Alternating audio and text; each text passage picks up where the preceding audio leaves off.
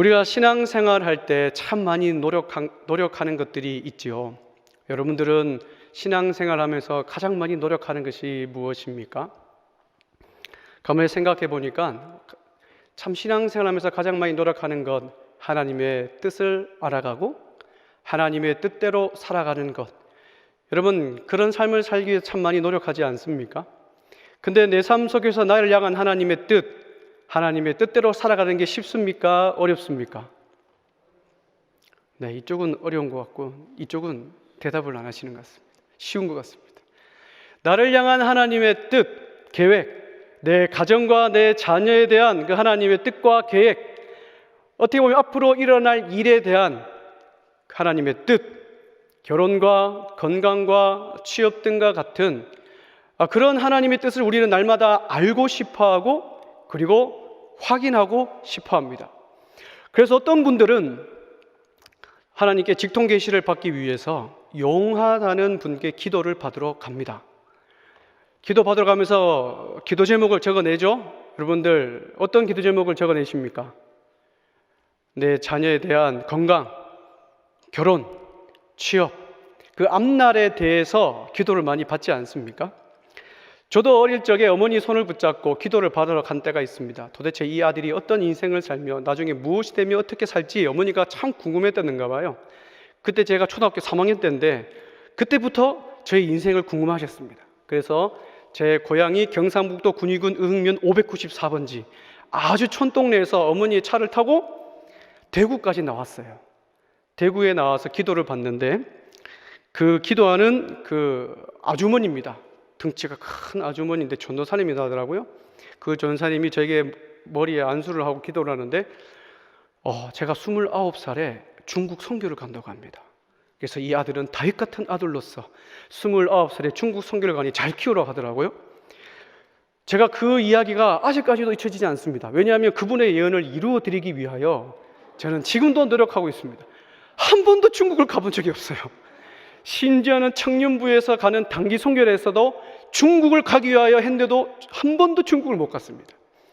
근데 제가 29살에 총신대를 입학을 하긴 했는데 참 이 예언을 들으면서 중국을 언제 가볼까 그런 생각을 합니다. 또 제가 아는 누님이 한 분 계십니다. 그 누님은 참 이쁘고 아름답고 인기가 참 많은 누님이었습니다. 그런데 아직도 결혼을 못하고 있습니다. 왜냐하면 그 어머님이 참 신실하신 권사님인데 이 누님에게 선이 잡히기만 하면 그 용하다는 분께 기도를 받으러 가는 거예요. 그러면 그 권사님인지 하여튼 전사님인지 기도를 받으면 그 기도받은 내용대로 하는 겁니다. 결혼할 수 있는 수많은 기회도 있었고 남자가 많았음에도 불구하고 그 기회가 다 날아가 버렸어요. 저는 이것을 보면서 저도 기도를 받았지만 이런 걸 보면서 참 혼란스럽습니다. 무엇이 하나님의 뜻이고 무엇이 하나님의 뜻이 아닌지 그것 때문에 참 혼란스럽기도 하고 한편으로는 우리 마음 가운데 적잖은 긴장이 흐를 때도 있습니다. 오늘 본문에 보면 한 인물도 이런 긴장 상태에 있는 한 사람이 등장합니다. 그 사람이 누굽니까? 바로 바울이라는 사람이에요. 오늘 본문은 바울이 1차, 2차, 3차 전도 여행을 마치고 예루살렘으로 가기 위하여 가이사랴라는 동네에 도착해서 전도자 빌립 집에 머물면서 일어난 일입니다. 이 바울이 가이사랴 지방에 도착하여 전도자 빌립의 집에 머물고 있을 때 한 인물이 도착하죠. 그 사람이 바로 아가보라는 사람입니다. 이 아가보라는 사람이 도착하자마자 바울을 향하여 예언을 합니다. 바울, 너가 예루살렘으로 가면 유대인들이 너를 결박하여 이방인들 손에 넘겨줄 거야 라는 예언을 하지요. 그러자 바울을 아끼던 수많은 사람들이 이 아가보의 예언을 듣고 바울을 막습니다. 예루살렘으로 가지 말 것을 권면하죠. 여러분, 바울은 예루살렘으로 가야 할 사명이 있는데 바울을 가장 아끼는 사람들은 이 아가보의 예언을 듣고 바울을 막아섭니다. 그래서 오늘 본문을 보면 아가보의 예언과 이 바울의 사명이 충돌하는 것을 볼 수 있습니다. 그래서 오늘 이 본문에서 우리는 이 아가보의 예언을 어떻게 해석을 해야 되며 그리고 우리가 이 세상을 살아가면서 충돌하는 이 긴장감 속에서 우리는 어떤 선택을 하며 살아가야 될지 오늘 본문을 통하여 한번 살펴보기를 원합니다. 여러분, 아가보는 보통 사람이 아닙니다. 이미 사도행전 11장에 이 아가보라는 사람이 등장을 하지요. 사도행전 11장 27절 30절입니다. 우리 다 함께 한번 읽겠습니다. 시작. 그때에 선지자들이 예루살렘에서 안디옥에 이르니 천하에 큰 흉년이 들리라 하더니 글라우디오 때에 그렇게 되니라. 제자들이 각각 그 힘대로 유대에 사는 형제들에게 부조를 보내기로 작정하고 이를 실행하여 바나바와 사울의 손으로 장로들에게 보내니라. 이미 이 아가보는 사도행전 11장에 등장한 인물이죠. 아가보는 당대 최고의 예언자였습니다. 전 세계에 닥칠 기근을 미리 예언했고 그 예언대로 실제로 이루어졌어요. 그래서 바울과 바나바는 기근으로 힘들어하는 이 교회들을 위하여 구제 헌금을 전달할 자가 되어서 기근으로 힘들어하는 교회들을 방문하고 그들을 위로했습니다. 이 바울은 아가보의 예언이 실제로 이루어진 것을 두 눈으로 똑똑히 목격했고 그 현장의 어려움을 체험했습니다.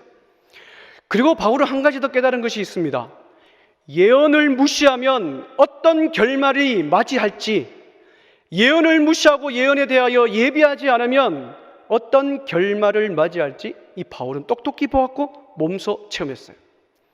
당대 최고인 이 아가보가 근데 이 바울을 향하여 부정적인 예언을 하고 있습니다. 이런 바울의 마음이 어떠했을까요? 그런데 게다가 아가보만 바울을 향하여 부정적인 예언을 한 것은 아닙니다. 오늘 우리가 읽지는 않았지만 사도행전 21장 4절에 보면 한 무리가 더 예언을 하죠. 다 같이 한번 읽어볼까요? 시작. 제자들이 찾아 거기서 이래를 머물더니 그 제자들이 성령의 감동으로 바울더러 예루살렘에 들어가지 말라 하더라. 여러분, 아가보만 바울을 향해서 부정적인 예언을 한 것이 아니라 바울과 함께 전도여행을 1차, 2차, 3차 한 바울의 제자들 또한 이 바울을 향하여 부정적인 예언을 하고 있어요. 여러분, 바울은 한 번만 부정적인 예언을 받은 것이 아니라 두 번이나 부정적인 예언을 받고 있습니다. 여러분, 성경에서 두 번 반복한다는 것은 무엇을 말합니까? 하나님의 뜻이 너무나도 정확하다는 것을 보여주는 것이 아닐까요? 근데 여러분, 바울도 할 말이 있습니다. 왜냐하면 이 성령의 감동하심, 성령의 이 예언이 아가보와 이 바울의 제자들에게만 임했다는 게 아니에요. 바울 자신도 성령의 감동으로, 성령의 예언으로 사명을 받았다는 겁니다. 사도행전 9장 15절에 보면 이렇게 기록하고 있습니다.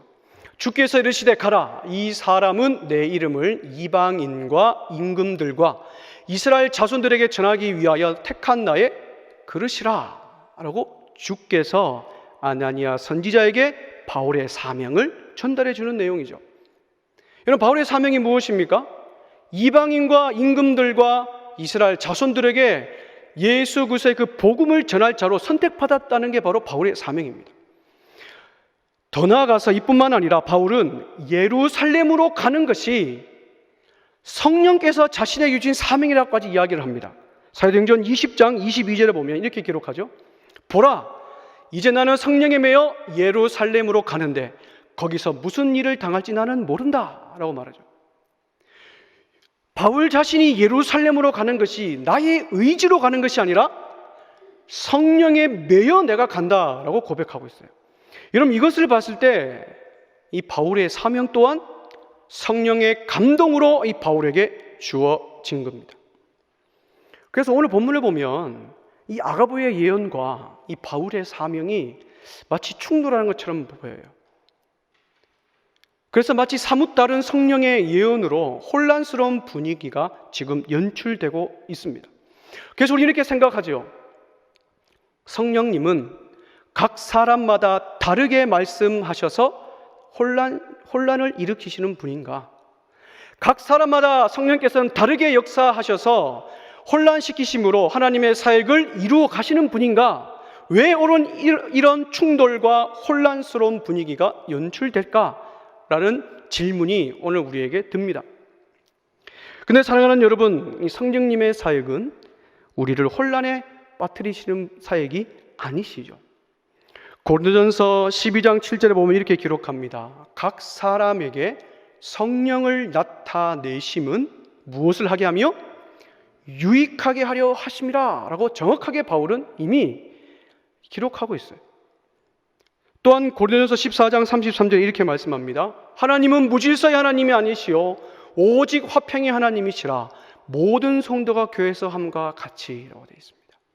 무질서의 하나님이 아니시라고 말씀합니다. 또한 고린도전서 12장 11절에 이렇게 말씀합니다. 이 모든 일은 같은 한 성령이 행하사 그의 뜻대로 각 사람에게 나누어 주시는 것이라 라고 말씀합니다. 여러분, 그렇습니다. 성령님은 혼란을 가증시키시는 무질서의 하나님이 아니십니다.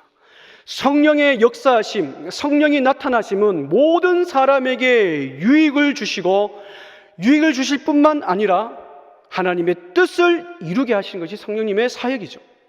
그렇다면 그 뜻은 무엇입니까? 혼란과 분열과 무질서가 아니라 우리를 하나 되게 하셔서 하나님의 뜻을 온전하게 이루시게 하는 것이 바로 성령님의 사역인 거예요. 오늘 본문을 보면 마치 한 성령이 사람마다 다르게 말씀하셔서 우리에게 혼란을 일으킨 것처럼 보이지만, 그러나 하나님은 분명한 뜻을 두고 역사하신다는 사실입니다.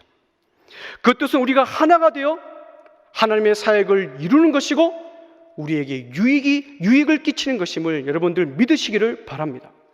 그래서 우리에게 필요한 것이 무엇이냐면 하나님의 뜻이 무엇인지를 분별할 수 있는 그 지혜를 주시도록 우리는 기도를 해야 되는 거예요.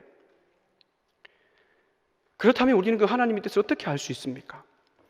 하나님의 뜻을 알기 위해서는 우리에게 필요한 것이 무엇일까요? 오늘 본문에서처럼 이 아가보의 예언과 바울의 사명이 충돌할 때 이 가운데서 우리는 하나님의 뜻을 어떻게 알 수 있을까요? 우리에게 필요한 것은 무엇일까요? 우리에게 필요한 것은 바른 해석과 바른 적용이 우리에게 필요한 것이죠.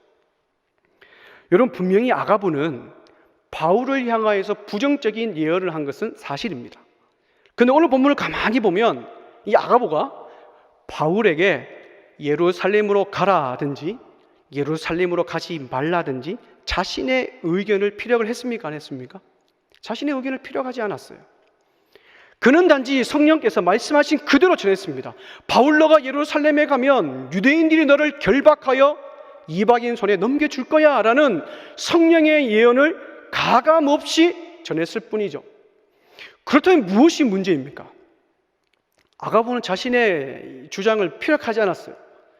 근데 오늘 왜 이런 분위기가 연출되는 걸까요? 무엇이 문제이겠습니까? 그것은 바로 그 예언의 말씀을 들은 사람들이 문제인 것이죠. 그들이 누굽니까? 오늘 본문에 보면 12절에 이렇게 기록합니다. 12절에 보면 우리가 이렇게 되어 있어요. 아가보의 예언을 들은 우리가 이렇게 됐습니다. 우리가 누굽니까? 지금 사도행전을 쓰고 있는 누가와 그리고 바울의 제자들과 빌립의 4명의 딸들과 그 가이사랴 지방의 사람들인 거예요. 이 사람들이 문제였던 겁니다. 그것도 믿음의 대선배요. 고난과 핍박 가운데서도 사마리아 성에서 복음을 증거했던 전도자 빌립이 지금 반대하고 있습니다. 여러분, 믿음의 원로입니다. 빌립은 대선배입니다. 엄청난 영향력을 가진 이 빌립이 지금 바울이 예루살렘 가는 것을 반대하고 있어요. 그러니까 그 영향력이 얼마나 크겠습니까? 여러분, 게다가 이 빌립의 4 딸들은 전생에 의하면 당대 명성을 떨치던 예언가였습니다. 오늘 성경에 보면 빌립의 4명의 딸들을 뭐라고 소개하고 있습니까? 처녀로 예언하는 자다. 여러분, 성경에서도 이 4명의 딸들을 예언하는 자라고 소개할 정도니 이 딸들이 얼마나 대단한 사람들이었겠습니까? 근데 이 사람들이 지금 아가보의 예언을 듣고 바울이 예루살렘으로 올라가는 것은 하나님의 뜻이 아니야 라고 해석을 해버린 것이죠. 여러분, 해석에는 반드시 적용이 따르게 되어 있죠. 반드시 적용이 따르게 되어 있습니다. 이들은 바울이 예루살렘으로 올라가지 않는 것이 하나님의 뜻이다라고 해석해버리니까 어떤 적용이 나옵니까? 올라가면 안 돼. 올라가면 안 돼. 만류하고 있죠. 12절에 보면 이들이 고난이라고 되어 있어요. 고난이. 이런 고난다는 것은 그냥 한두 번 말을 하는 것을 의미하지 않죠. 시간을 두고 계속 권면하고 있습니다. 또 13절에 오면 이들은 바울을 향해서 울었다고 되어 있어요. 울어. 어찌하여 울어? 라고 고백합니다. 운다는 것도 한두 번 우는 것이 아닙니다. 계속해서 지속적으로 우는 거예요. 한마디로 말하면 이들은 바울을 볼 때마다 울면서 예루살렘으로 가면 안 됩니다. 제발 올라가지 마십시오. 라고 바울을 막아서는 거예요. 여러분, 한편으로 생각하면 이들의 마음 이해가 됩니다. 왜냐하면 얼마나 바울을 사랑하고 안타까워하고 바울을 일어서면 안 된다는 그런 존경심이 있었기 때문에 바울을 볼 때마다 울면서 올라가면 안 됩니다라고 만류했겠습니까? 한편으로는 정말 가슴 뭉클한 장면이 아닐 수 없죠. 그런데 여러분, 이러한 분위기 속에서 바울은 어떻게 답변합니까? 13절에 오늘 우리가 읽었던 13절 이렇게 기록합니다. 바울이 대답하되 여러분이 어찌하여 울어 내 마음을 상하게 하느냐? 나는 주 예수의 이름을 위하여 결박당할 뿐 아니라 예루살렘에서 죽을 것도 각오하였노라 하니라고 단호하게 이야기합니다. 나는 주 예수의 이름을 위해서라면 고난과 결박 따위는 두려워하지 않아 라고 이야기해요. 근데 바울은 여기서 멈추지 않죠. 아가보가 예언하지도 않은, 아가보가 언급하지도 않은 나는 예루살렘에서 죽을 각오까지 되어 있다라고 이야기를 합니다. 여러분, 이들이 바울을 만류하는 이유가 무엇입니까? 아가보의 예언을 듣고 바울이요, 당신은 예루살렘에 가면 안 됩니다라고 막아섰던 이유가 무엇입니까? 예루살렘에 가면 뭐가 기다리고 있어요? 고난과 핍박과 결박이 기다리고 있기 때문에 이들은 바울을 막아서는 거예요. 근데 여러분, 한번 생각해 봅시다. 바울이 예루살렘에 가면 예루살렘에만 그 기근과 아픔과 고난과 결박이 기다리고 있었을까요?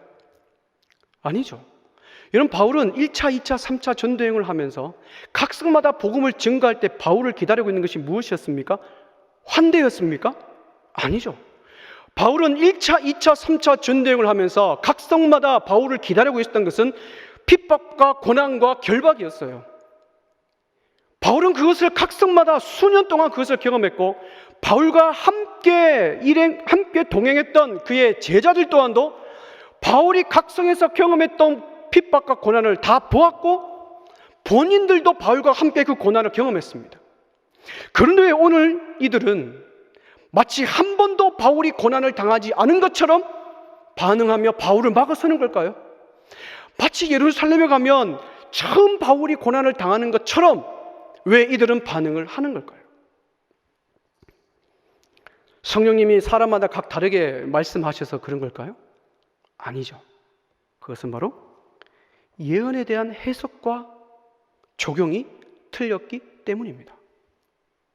이들은 아가보의 말씀을 듣고 자기 상황 중심적, 자기 감정 중심적, 자기 이익적으로 그 아가보의 예언을 해석하고 만 것이죠. 하나님의 뜻과 바울과 수년 동안 함께 하면서 바울에게 주셨던 그 사명의 관점에서 이 아가보의 예언을 해석하지 않은 거예요. 누구보다도 바울을 가장 잘 알았던 사람들인데, 어떤 커플이 있었습니다. 이건 실제로 일어났던 일인데요. 어떤 커플이 있었습니다. 이 커플이 사귀는데 어머님의 반대가 그렇게 심했답니다. 계속 헤어지라 그러고 하니까, 여러분 어때요? 부모님이 헤어지라 그러면 커플들은 어떻게 합니까? 헤어집니까? 다 그런가 봐요. 헤어지지 않죠. 저항이 강할수록 어떻게 합니까? 저항이 강할수록 더 끈끈하게 붙어요. 그래서 이것을 우리가 어머님의 반대를 신앙적으로 이겨보자, 극복해보자라고 해서 두 사람이 큐티를 하기 시작했습니다. 큐티를 하는데 그 큐티 본문이 그날따라 여리고성을 도는 큐티입니다. 큐티를 하는데 하루에 한 바퀴씩 돌고 마지막 7째 날 7바퀴 돌고 우와 소리를 지르니 여리고성이 무너졌다는 거예요. 그래서 이 커플이 하나님께서 우리에게 주신 말씀이구나. 그러고 와서 목사님을 찾아갔습니다. 목사님, 하나님의 뜻을 우리가 알았습니다. 우리를 향한 하나님의 뜻을 알았습니다. 그러니까 목사님이 놀라가지고 물어봤어요. 도대체 하나님의 뜻이 무엇이냐? 그러니까 매일 한 바퀴씩 여리고성을 돌고 마지막 7째 날에 7바퀴 돌고 소리를 지르니 무너졌습니다. 그래서 적용을 어떻게 했냐? 여리고성은 저희 엄마라는 거예요. 여리고성은 우리 엄마고 이제 두 사람이 손을 잡고 우리 집을 한 바퀴씩 매일 한 바퀴씩 돌겠다는 겁니다. 매일 한 바퀴씩 돌고 마지막 일주일째 7바퀴 돌고 소리를 지르겠다는 거예요. 그게 목사님이 이해가 됩니까? 안 됩니까? 안 되죠. 그래서 너무나 의지가 완강해서 반대는 안 하고 그래 그렇게 한번 해봐라 그랬어요. 그래서 한두 달이 지났습니다. 한두 달이 지나고 이 남자가 찾아왔어요. 응답을 받았다는 거예요. 여러분 응답을 받으면 됩니까? 안 됩니까? 여러분 응답을 받으면 됩니까? 안 됩니까? 커플 입장에서 응답 받으면 좋지만 어머니 입장에서 응답 받으면 안 되죠. 근데 목사님 걱정되는 거예요. 왜냐하면 이게 본문을 다르게 해석해 버리잖아요. 그래서 조심스럽게 물었습니다. 야, 어떤 응답을 받았니? 하니까 자기들이 헤어졌대요. 그 견고한 여리고성은 무너지지 않고 어머니는 무너지지 않고 본인들이 그를 돌다가 헤어졌답니다. 여러분 우리가 하나님의 말씀을 읽고 묵상하고 큐티하고 통독을 하고 말씀을 들을 때 우리도 자칫하면 내 하나님의 말씀을 내 상황 중심적으로 끼워 맞춰서 해석할 위험이 분명히 있습니다. 왜냐하면 사람은 한계가 있고 감정이 있기 때문에 내 상황에 맞게 하나님 말씀을 끼워 맞출 위험성이 있는 거예요. 여러분 만일 바울을 만류하는 이들의 이야기를 듣고 예루살렘으로 올라가는 그 사명자의 자리에서 피했다면 여러분 어떤 일이 일어났을까요?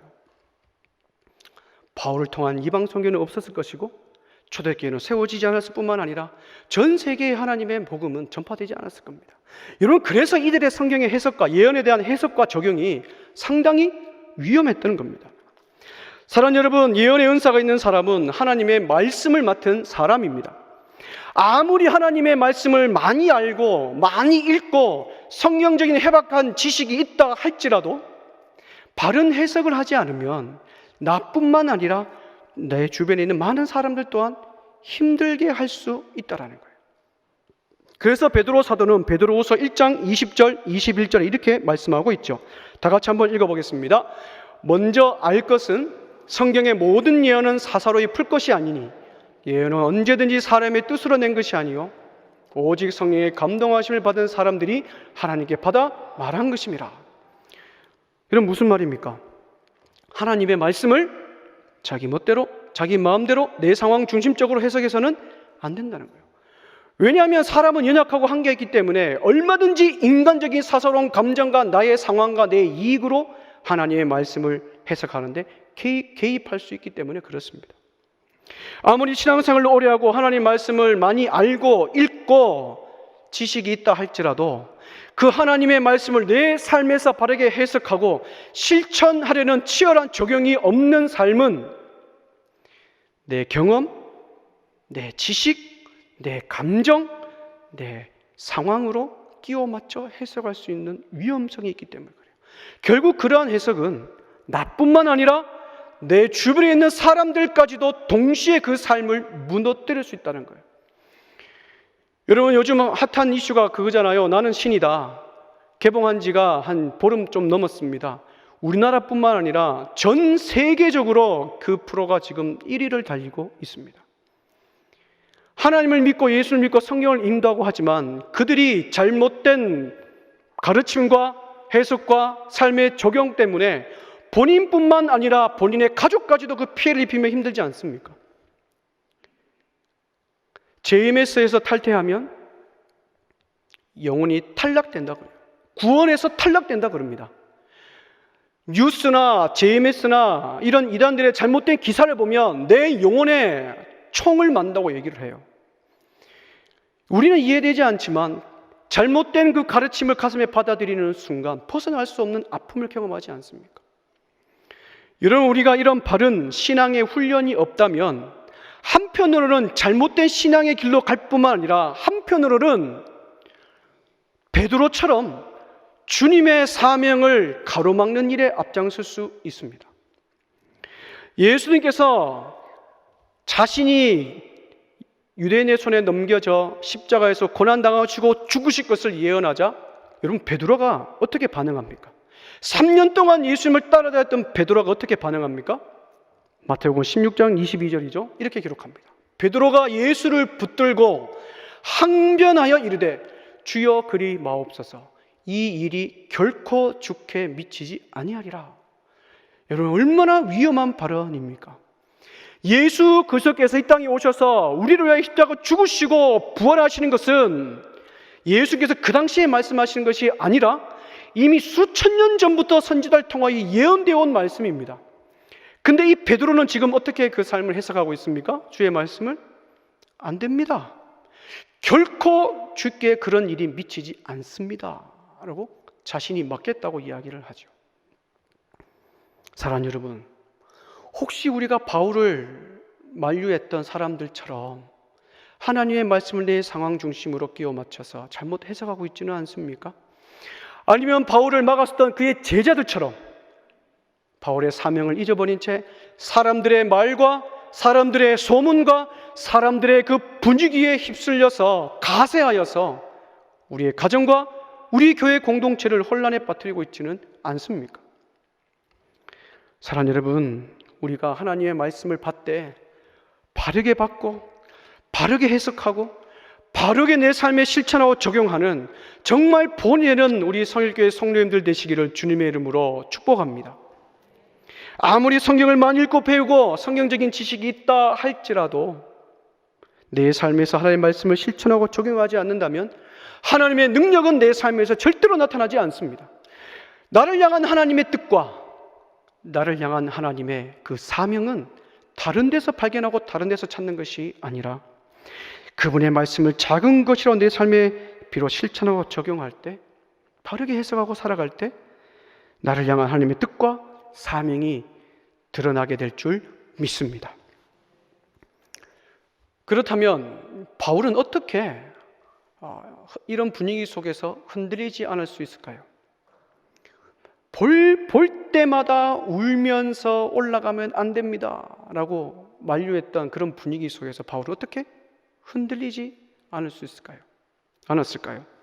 13절에 보면 나는 예수 그리스도의 이름을 위하여서 고난과 결박뿐만 아니라 난 죽을 각오 돼 있어. 이런 바울을 죽을 각오까지 하게 만든 것은 무엇일까요? 그것은 바로 사명이죠. 사명입니다. 사도행전 20장 24절을 다 같이 한번 읽어보겠습니다. 시작. 내가 달려갈 길과 하나님의 은혜의 복음을 증언하는 일을 마치려 하면은 나의 생명조차 조금 더 귀한 것으로 여기지 아니하노라. 이런 바울은 사명이 있었기 때문에 흔들리지 않았어요. 근데 그 사명을 누구로부터 받았다고 기록하고 있습니까? 주께 받은 사명입니다. 주께 받은 사명이 있기 때문에 바울은 지금까지 모진 고난과 핍박과 결박 속에서도 견뎌왔고, 내가 예루살렘으로 장착하더라도 내 앞에 어떤 일이 있다 할지라도 내 사명은 흔들리지 않겠다는 그 다짐을 지금 하고 있는 거예요. 여러분, 그렇습니다. 주께 사명을 받은 자는 그 사명 때문에 우리가 견고하게 서는 줄 믿습니다. 그 사명이 오늘 우리를 성도되게 하며 그 사명이 오늘도 주님을 위하여 살게 하는 줄 믿습니다. 그래서 주께 받은 사명이 있는 사람은 여러분 달라야 됩니다. 불안하지 않아야 되며 흔들리지 않아야 되며 그리고 담대하게 살아가야 될 줄 믿습니다. 바울을 한번 보십시오. 아가보의 예언을 듣고 수많은 그 사람들이 그 아가보의 예언 한마디로 불안하고 염려하며 걱정하며 바울을 사명자의 자리에서 가지 말라고 만류하고 있지 않습니까? 근데 바울은 오히려 아가보의 예언을 듣고도 흔들리지 않습니다. 왜냐하면 그 예언의 말씀을 자신이 주께로 받은 그 사명자의 시각으로 해석했기 때문에 그래요. 그러므로 주께 받은 사명이 있는 사람은 달라야 됩니다. 누가 뭐라 하든 간에 어떤 상황과 어떤 처지에 있든 간에 우리는 그 사명의 자리를 지키며 살아가야 될 줄 믿습니다. 예배자로 부르신 그 사명의 자리, 기도의 사명의 자리, 섬김과 헌신과 순종의 그 사명의 자리, 목자와 교사로서 영혼을 세우는 그 자리, 가정과 우리 교회 공동체에서 주님께서 나에게 맡기신 그 사명, 그 사명이 주께로 받은 사명이기에 우리는 흔들리지 않아야 되는 것이죠. 여러분, 그렇다면 한 가지 질문이 생깁니다. 이 바울이 사명을 감당하게 할 각오, 용기, 그 의지의 원천은 무엇일까요? 바울의 사명의 원천은 무엇일까요? 바로 그 사명의 원천은 바로 은혜입니다. 20장 24절 우리가 읽었지만 다시 한번 제가 읽어드리겠습니다. 내가 달려갈 길과 주 예수께 받은 사명 곧 하나님의 은혜의 복음을 증언하는 일을 마치려 하면은 나의 생명조차 조금도 귀한 것으로 여기지 아니하노라. 여러분, 바울의 사명의 원천이요, 자신이 이때까지 살아오면서 인생의 최고의 가치는 바로 은혜였습니다. 은혜의 복음입니다. 그 은혜의 복음을 증언하는 그 일이 바울의 사명의 원천인 거예요. 그래서 바울은 그 은혜의 가치를 알기 때문에, 그 은혜 때문에 예루살렘에서 나는 고난과 결박뿐만 아니라 내 목숨까지도 나는 바치겠다라고 선포하는 것이죠. 여러분, 그렇다면 무슨 은혜이길래 이 사도 바울을 목숨까지 바치게 하는 걸까요? 도대체 무슨 은혜입니까? 그것은 바로 죄수 중에 죄수인 나를 살리시기 위하여 십자가에서 죽으시고 부활하셔서 나를 살리신 그 십자가의 은혜요, 그리스도인들을 죽였던 나를 다메섹 도상에서 만나서 하나님의 자녀 삼아주시고 다시 살아갈 새 사람으로 만들어주시고 새 사람으로서 새 사명을 허락하신 그 은혜, 그 은혜가 바울의 사명의 원천이었던 것입니다. 사랑하는 여러분, 여러분에 있어서 최고의 가치는 무엇입니까? 여러분들이 살아가면서 여러분들의 사명을 감당하게 할 그 가치는 무엇입니까? 그 가치가 주님의 사명을 감당하게 하십니까? 그 가치가 오늘도 주님을 위하여 살아가게 하십니까? 그 가치가 오늘도 사명자의 자리에서 흔들리지 않게 여러분들을 견고하게 붙잡아 줍니까? 여러분, 우리의 가장 최고의 가치는 십자가 은혜의 복음인 줄 믿습니다. 혹시 하루하루 살아가는 것이 정말 짐으로 다가오신 분 계십니까? 지금 내 상황 때문에 내가 주의 사명을 감당하는 것이 힘겨워서 신앙생활도 힘겹게 하시는 분 있으십니까? 나를 향한 하나님의 뜻을 내가 잘 알지 못해서 혼란스러운 분 계십니까? 그렇다면 지금 이 순간이 나를 향하신 다시 한번 깨우쳐 주시고 나에게 다시 한번 세임 허락하여 주실 그 십자가의 은혜의 복음을 붙잡을 때인 줄 믿습니다. 여러분, 바울은 아가보의 예언을 자신의 사명을 포기해야 되는 것으로 해석하지 않고 자신의 사명을 확인하는 것으로 해석을 했습니다. 아, 내가 사명을 제대로 잘 감당하고 있구나. 내가 복음을 증거할 때 고난도 함께 받아야 된다라는 그 주님의 사명을 내가 정말 잘 받고 있구나. 내가 사명의 길을 제대로 가고 있구나라는 주님의 음성을 확인하는 것으로 이 아가보의 예언을 해석을 한 것이죠. 사랑하는 여러분, 이 시간 다시 한번 은혜의 복음을 가슴에 새기시기를 주님으로 축복합니다. 저와 여러분들은 보통 사람이 아니라 주께 받은 사명이 있는 존재임을 기억하기를 주님으로 축복합니다. 말씀을 맺으러 갑니다.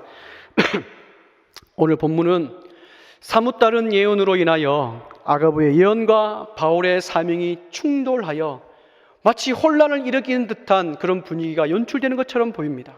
그러나 하나님의 뜻은 분명한 뜻을 두고 역사하신다는 사실입니다. 하나님의 뜻이 무엇입니까? 성령의 사역은 무엇입니까? 우리를 하나 되게 하셔서 하나님의 뜻을 이루시는 것이고 우리에게 유익을 끼친다는 것, 그것이 바로 성령의 사역입니다. 그 성령의 사역을 우리가 제대로 깨닫기 위해서 바른 해석과 바른 적용이 우리에게 필요한 거예요. 오늘 본문을 보십시오. 똑같은 예언의 말씀을 들었지만 반응은 달랐다는 것을 우리는 볼 수 있습니다. 바울은 아가보의 예언을 자신의 인간적인 감정과 내 상황과 내 이익으로 해석하지 않았습니다. 바울은 이 아가보의 예언을 자신의 사명을 확인하는 하나님의 음성으로 해석을 했고, 앞으로 내가 예루살렘에 가면 나에게 이런 일이 있겠구나 라는 것을 미리 대비할 수 있는 하나님의 은혜로 이 바울은 해석을 한 것이죠. 따라 사랑하는 여러분, 하나님의 뜻을 삶에서 제대로 해석하고 작은 것이라도 실천할 수 있는 지혜와 용기를 주시도록 오늘 하나님 앞에 간구하시기를 축복합니다. 그럴 때 나 자신뿐만 아니라 우리 가정과 우리 교회 공동체에서 많은 사람들을 살리며 바르게 인도하는 정말 유익을 끼치는 우리 성결교회 성도님이 될 줄 믿습니다. 마지막으로 은혜가 사명자의 삶을 계속해서 살게 한다는 거예요. 나의 나 된 것은 하나님의 은혜로 된 것이라는 이 바울의 고백이 오늘 저와 여러분들의 고백이 되길 원합니다. 그 은혜에 내가 사로잡힐 때 흔들렸던 사명, 그리고 잃어버렸던 사명, 놓아버렸던 사명 다시 붙잡게 될 줄 믿습니다. 우리가 살아가는 이 시대는 미래를 알 수 없는 시대입니다. 그래서 늘 부정적으로 얘기하고 안 된다 얘기하고 힘들다 이야기하고 불안과 염려와 많은 것들이 우리가 살아가기에 힘들게 합니다.